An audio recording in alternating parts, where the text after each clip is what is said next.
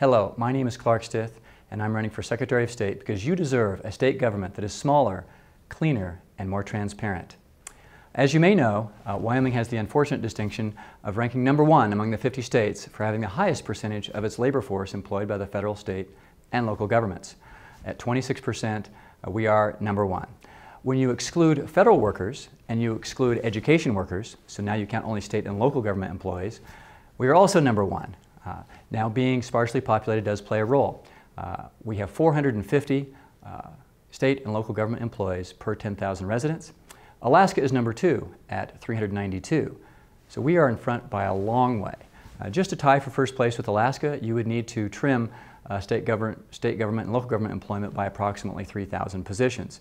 Of that, the state is about a third. And interestingly, since 2003, state government employment has increased by about 1,000 positions. I am the small government candidate in this race. I have made a specific commitment as Secretary of State to reduce the size of the staff of the Secretary of State's office by at least 9% in an orderly, deliberate fashion over 4 years. Now, the Secretary of State's office deals mostly in information processing, corporations, elections, limited liability companies, things like that. State government employment overall has increased by 14% over the last 12 years. In the Secretary of State's office, it's actually increased by more percentage-wise. It's increased by 19%. So my proposal is to cut back about half the growth. I think that's reasonable, provides better customer service for you. And the way we do that is through the use of a small government toolkit. #1, we create an online original filing system for legitimate Wyoming companies that replaces the labor-intensive paper-based system that we have currently. Second, we weed out phony corporations. We have a lot of out-of-state and out-of-country actors. As many as 3/4 of our companies that call themselves Wyoming companies actually have no genuine business ties to Wyoming, which means that 3 out of every 4 pieces of paper that the business division is touching doesn't really help Main Street, Wyoming. Let's trim that down.